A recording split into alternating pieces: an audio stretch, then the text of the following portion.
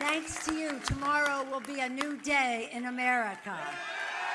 Democratic leader Nancy Pelosi celebrating the midterm results that returned the House to Democratic control. I am Congresswoman-elect Himshila. Democrats fueled their victory with opposition to President Donald Trump, spurred by a strong turnout of women and progressive voters on behalf of candidates like Massachusetts Democrat Ayanna Pressley. We have affirmed that while this could go down as the darkest time in our history, we won't let it be.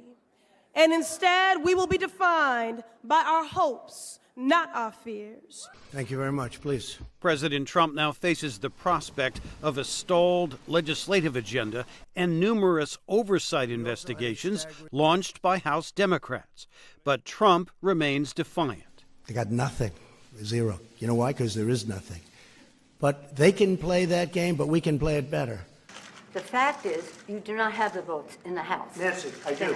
And we need border security. Nancy. Trump and Democratic leaders have already clashed over funding for his border wall, a preview of the partisan fights to come, says analyst John Fortier. Democrats will certainly use their majority to highlight some differences with Donald Trump and to investigate the Trump administration.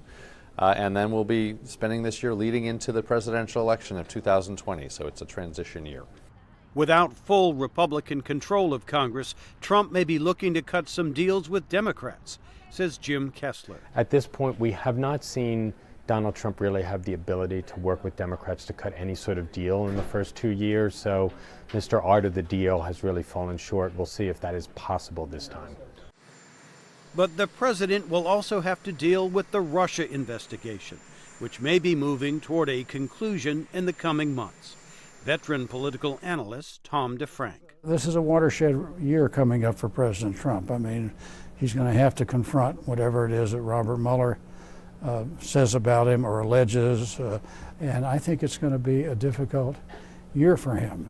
This election's about jobs and judges, borders. Trump will be increasingly focused on the next presidential election, but so will scores of Democrats who hope to defeat him, says Guian McKee. You know, I think the reality is that the 2020 campaign has begun. That's probably unfortunate, but that shapes everything going forward.